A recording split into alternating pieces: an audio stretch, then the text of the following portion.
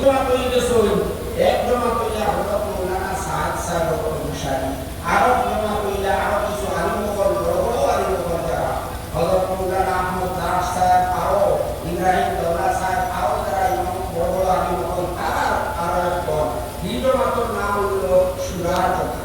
এই দুই জমাতে এখন বিভক্ত হয়েছে।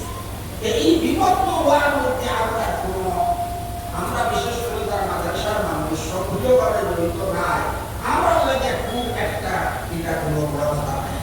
দুই জমাত নাই, 10 জমা দিলেও যদি কাম করো এটা কথা না।